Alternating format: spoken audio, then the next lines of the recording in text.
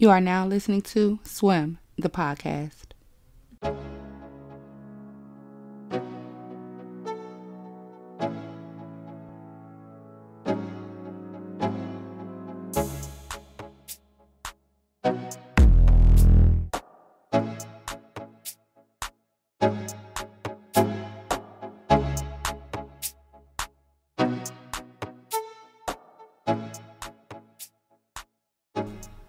Peace, y'all. Welcome back to SWYM, the podcast. I'm your host, Anika Simone, and this is episode 6, Check Yourself.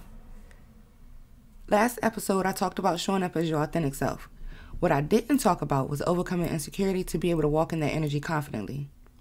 A lot of times when people feel stagnant in their personal journey, it's really due to some sort of insecurity.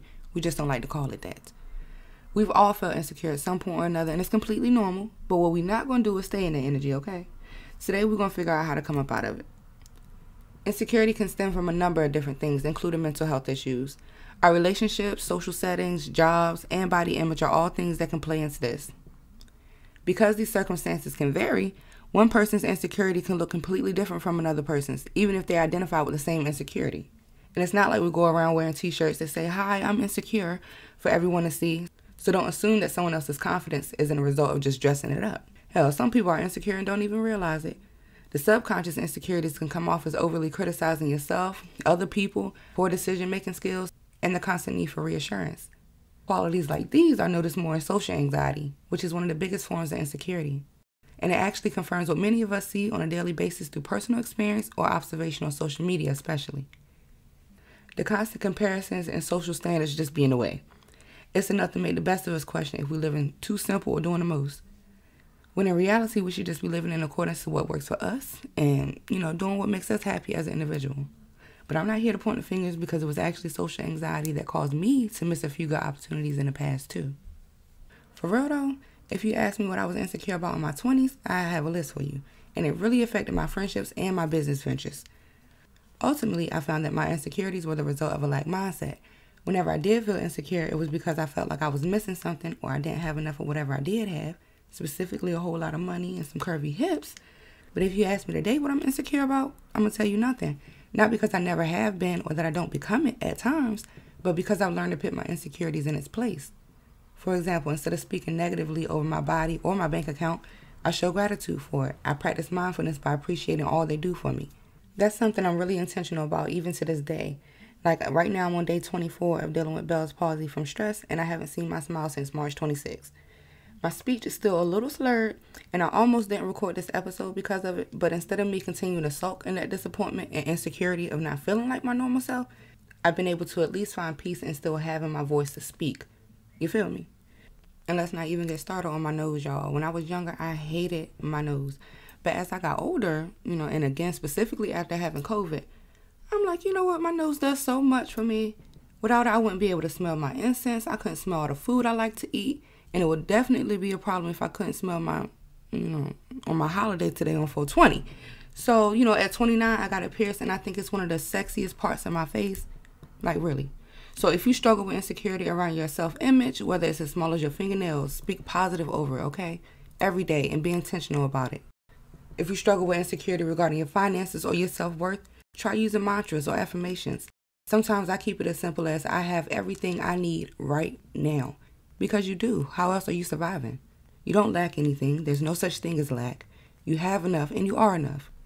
Enough of that job, that relationship, and even that friendship you're second guessing.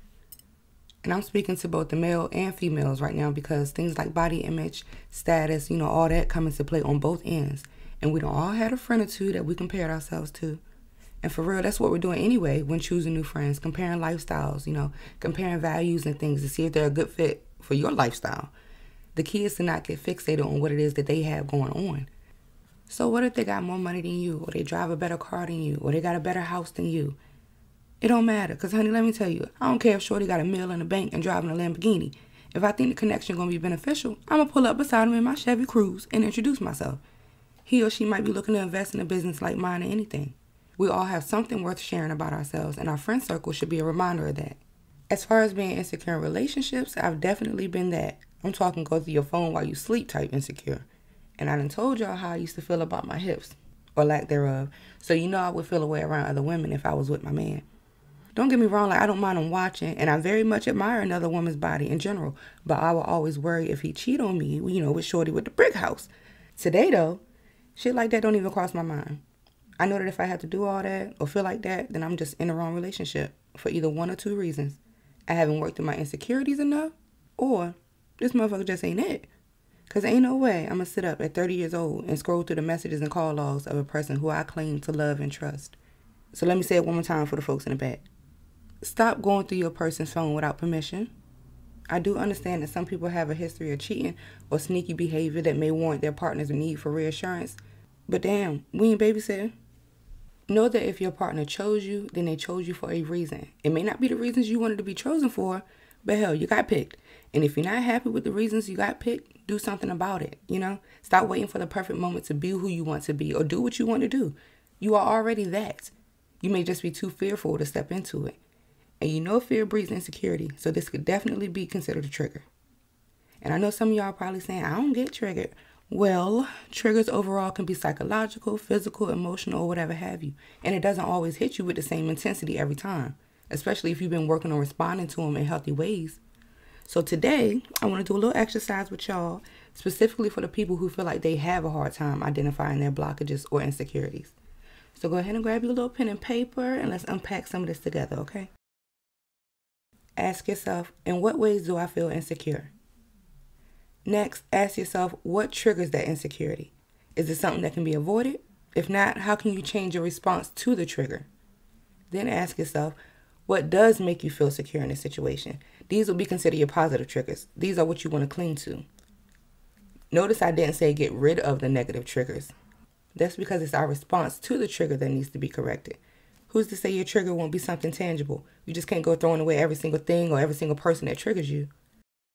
If you couldn't think of any ways you felt directly insecure, but still feel like there's a blockage, I want you to list 8 positive I am statements about yourself that you believe to be true or want to be true.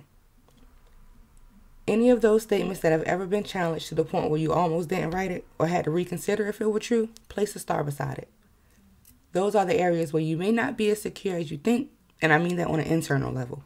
Because if you truly believe those statements about yourself, then you wouldn't waver, If you only believe them when others believe them or validate them for you, are you really that secure in your statement? If you had several stars, seek those truths in you a little deeper. Affirm and validate those things for yourself, and do it often.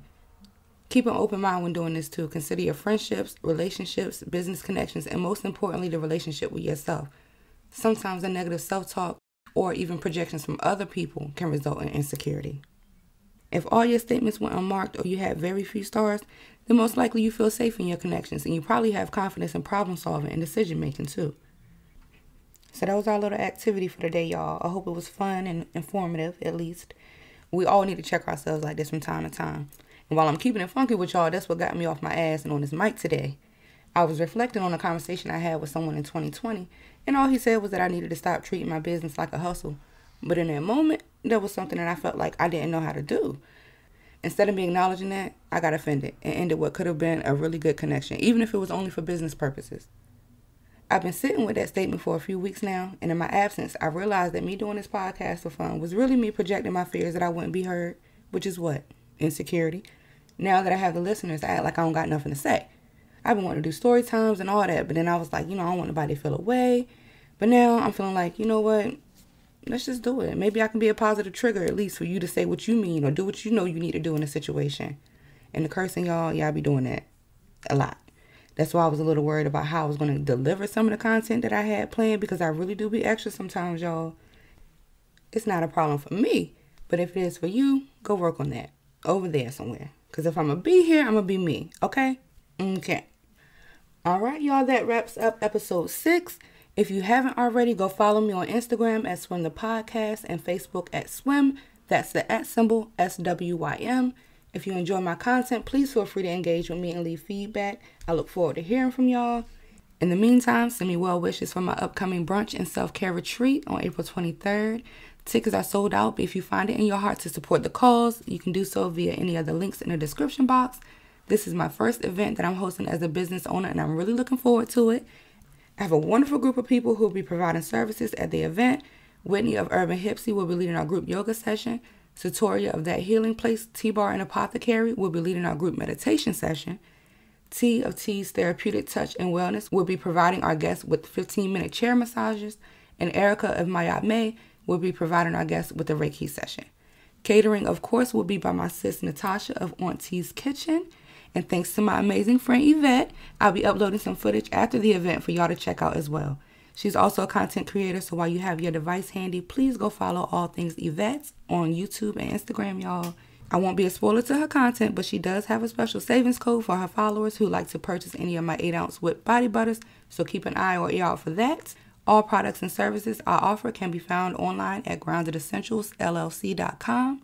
Until next time, family, peace.